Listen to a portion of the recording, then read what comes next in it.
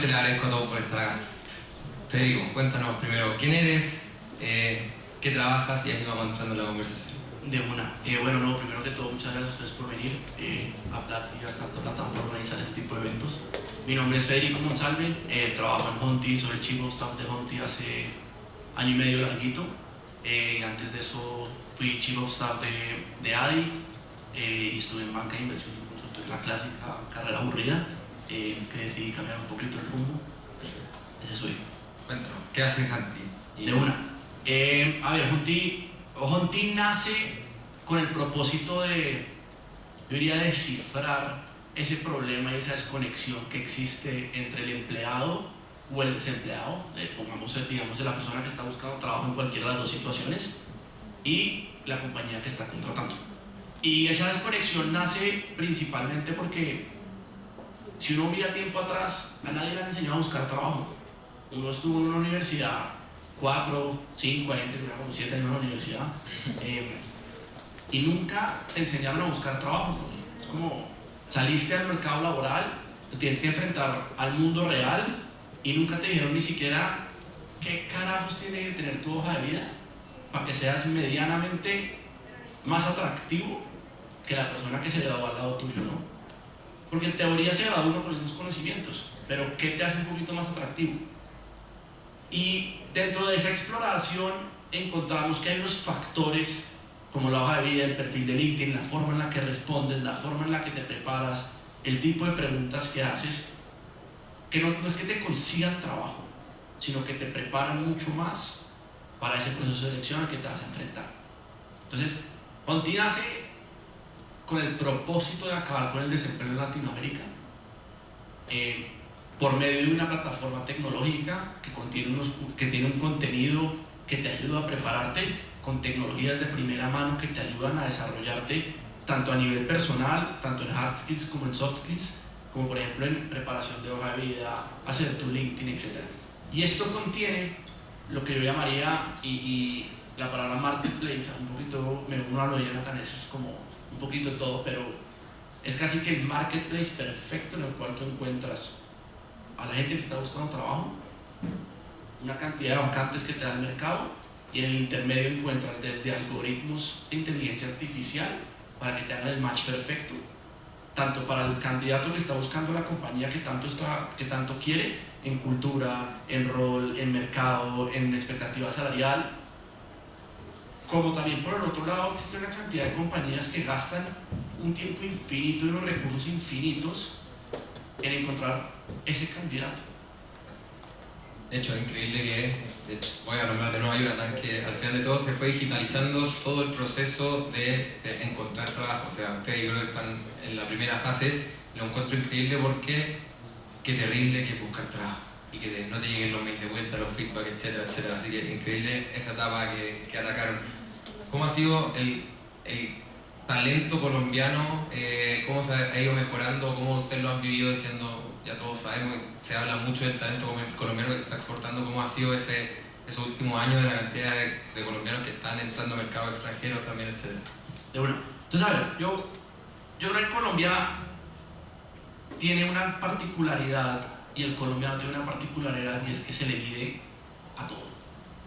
Y acá contando un poquito la anécdota, una de las cosas que más nos costó trabajo cuando abrimos México fue entender el talento mexicano. Y no en el sentido de es que es malo o es bueno, no, simplemente es que funciona muy diferente. Y pasa lo mismo si uno se va a Chile, a Perú, a Ecuador. ¿Y qué hemos entendido? El colombiano está dispuesto a adaptarse a muchas situaciones. Yo creo que eso también viene marcado un poquito por la historia de Colombia, en la cual yo creo que acá la gran mayoría se dio cuenta la evolución de Colombia en los últimos 18 años positivamente ha hecho que el colombiano también se dé cuenta que puede salir a buscar oportunidades en el extranjero. Y Jonathan lo decía, Jonathan vive en Israel, trabajó para compañías en Israel. Y curiosamente el colombiano hoy se dio cuenta que en el exterior lo miran con muy buenos ojos. Y es como, es muy loco como hay compañías que nos llaman y nos dicen de Canadá: hola, mira, estamos buscando, bueno, voy a hacer 3 backends pero queremos que sean colombianos. Y tú les preguntas, pero espérate, ¿por qué colombianos? No, es que me gusta la forma de trabajar del colombiano. Entonces yo creo que no hay como una receta perfecta del por qué el colombiano está siendo apetecido en el mercado internacional. Pero curiosamente, la buena labor que se ha hecho de los primeros colombianos que se fueron a trabajar en el exterior ha dejado un precedente para que las compañías en el extranjero busquen talento colombiano. Y acá está Pablito Ramírez, que lideraba parte de nuestro equipo de B2B, y lo hablábamos con Pablito hace poco, y es la cantidad de compañías por fuera que nos dicen: hola, no, es que estoy dispuesto a que sea remota la vacante si es colombiano, si no, no me sirve. Increíble, increíble. Eso es muy cierto. Desde Chile vemos como los colombianos están tomando Latinoamérica y el mundo a puro talento, así que muy bien por ustedes. Me gustó eso de la parte de México porque hay un tema cultural bien fuerte. De hecho, varias startups en 2022 dijeron: hay que ir a México, hay que ir a México. Y a la gran mayoría le fue mal en México, tuvieron que volver los equipos. Y de hecho era un tema de que era muy difícil encontrar el talento en esos países. ¿Cómo lo han hecho ustedes para ir analizando todas esas situaciones, en qué países están específicamente y cómo van armando todo eso? A ver, yo creo que nosotros, me uno a la lista que tienes de compañías que abrieron, que expandieron a México y les tocó echarse para atrás. Hay que volver. Nosotros somos, y lo digo orgullosamente porque yo creo que como compañía nos dejó muchas lecciones. Nosotros abrimos México, me atrevería a decir que a principios del 2022. Sí, a principios del 2022. Y en enero de este año tomamos la difícil decisión de cerrar operaciones en México. Y yo creo que yo parto eso como en tres problemas.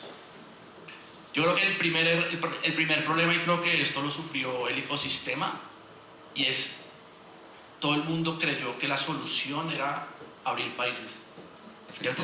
No, hay que crecer. No, abramos operaciones en Corea del Norte, pero espérate, Corea del Norte, o sea, has entendido lo que significa una operación. Entonces, yo creo que el primer aprendizaje como compañía fue salimos muy rápidamente a abrir un mercado que nosotros como compañía y nosotros como directivos no teníamos del todo estudiado, en el sentido de: el mercado nos necesita o vamos a ir a crear un mercado, que me uno mucho a la palabra, al market creator. Y es, después cuando llegamos allá dijimos: listo, tenemos, no sé, creo que éramos 4, yo no abrí México, pues yo no hice parte del equipo que se instaló en México, pero ayudé a abrir México, mejor dicho. Y dijimos: listo, ahora vamos a contratar talento. Y cometimos el grave error de decir: ve, ¿quién nos funcionó en Colombia? No, este perfil. Entonces, no sé, un Pablito Ramírez, ¿sabe? Y busca al mexicano que es Pablito Ramírez. Uno, creo que nunca te sirve el mismo tipo de talento que te abrió un país para abrirte otro país, o para abrirte un área para abrirte otra área en otro país. Y nos costó mucho trabajo entender el ritmo de trabajo y la forma de ejecución del mexicano. Y como tercer pilar, creo que nos dimos cuenta un poco, ya, como yo tengo una frase, es muy fácil saber si llovió el viernes con el periódico del lunes, ¿no? Pero hoy, con el periódico del lunes, creo que tuvimos muchas señales que en su momento no leímos rápidamente, tanto del mercado como del talento, como de la plata que le estábamos invirtiendo al mercado, que no nos estaba dando las señales que en su momento encontramos en Colombia. Y sin duda alguna creo que nunca encontramos el talento que, dadas las condiciones mexicanas, se adaptara al mercado mexicano. Hay un tema con México que ha sido conversación larga, el Sí, talento mexicano. Porque al final de todo, no sé si hay mexicanos acá, pero muchos mexicanos van a estudiar y a vivir afuera desde muy anteriormente. Entonces es complicado el tema de conseguir talento, y muchas startups fallaron en lo mismo que ustedes, en esa búsqueda de perfiles, de decir: voy a replicar y voy a hacer eso. Y de hecho estamos hablando hace 2 semanas con 2 startups de El Salvador y Guatemala, y ellos decían que para llegar a México entiende la cultura que hay entre medio. O sea, que debí hacer un paso pequeño de prueba un poquito antes en Centroamérica, que normalmente lo saltamos, y que podría servirte como muy buena experiencia. Entonces eso es bien interesante. Cuéntanos también, ¿qué viene para Hanti? ¿Qué crees tú que van a ser los siguientes pasos para ustedes? De una. Yo creo que, y lo tomo primero como en torno a la industria, ¿listo? Yo creo que, y ya van a estar cansados pues del tema, pero yo creo que el tema de inteligencia artificial y LLMs definitivamente va a cambiar el juego, sobre todo en el tema de búsqueda de talento. Porque creo que una de las grandes místicas que había en la búsqueda de talento es muy difícil lograr llevar un proceso de selección, un análisis dentro de un proceso de selección, que normalmente lo hace una persona, ¿cierto? A que tenga unos parámetros muy parecidos en la tecnología. Entonces te doy un ejemplo. Dentro de la búsqueda de trabajo uno siempre se enfrenta a un business case, ¿verdad? Y ese business case, la única forma de prepararse con un business case hasta hace 3 meses me atrevería a decir es buscarte un amigo. Entonces si yo me estoy preparando para UX, lo llamo, le digo, compadre, me estoy entrevistando en Platzi para una vaina de UX, ayúdeme a resolver un caso o a entender cómo, si cuando me enfrente a un caso, cómo lo resuelvo. Y esa desconexión entre la forma en la que le interpreta un ser humano y la forma en la que es capaz de interpretarlo ya con una máquina, cambió. Y cambió de una manera tan acelerada que ni hoy lo entendemos cómo, ¿cierto? Pero a tu pregunta de hacia dónde va Honti es cómo podemos coger y cómo hoy en día podemos adaptar todas esas nuevas tecnologías de inteligencia artificial y LLMs para que simplifiquemos la búsqueda del trabajo, tanto para la compañía como para la persona que está buscando trabajo. Y eso va desde ayúdame a crear una hoja de vida hasta que una compañía pueda decir es que yo quiero que Rodrigo entreviste solo a los últimos 3 candidatos. Todo lo que pase antes de eso lo tiene que poder hacer la tecnología. Hace poco me sentaba con una persona de recursos humanos de una compañía y me decía, para un product manager me llegaron 320 hojas de vida y me tocó buscar las 300, o sea, seleccionar las 320 hojas de vida y me decía, y de esas 320, 210 ni siquiera cumplían los criterios, buenos o malos, eso es otra discusión, pero que ellos habían seteado como los mínimos requerimientos para la vacante. Y cuando tú vas y trasladas eso en una palabra que odio, pero en horas hombre, la compañía casi que va y pierde plata y ese retorno que le da ese empleado que va a contratar, ahora se le demoró aún más, porque ya no es solamente el onboarding, el mientras entiende dónde queda el baño, el cómo funcionan los gráficos de la compañía, sino te demoraste 2 meses en el proceso de selección, porque la pobre persona de recursos humanos echó 1 mes filtrando hojas de vida. Entonces, el futuro es cómo incorporamos y cómo utilizamos esas herramientas que hoy nos está dando la tecnología para simplificar todos esos procesos de selección y sobre todo acá con el empleo. Y creo que donde está el reto es cómo logras implementar y utilizar esa tecnología sin perder ese contacto humano. ¿Y por qué? Porque en el caso de Avi, y lo cito y le pido excusas, el score crediticio y la forma en la que tú vas y compras el inmueble, si tú me lo hiciste más fácil y me tocó hablar con menos personas, es un golazo. Pero ojo, cuando Avi va y contrata, no le habla un robot, ¿me entendés? Y no le habla del score crediticio.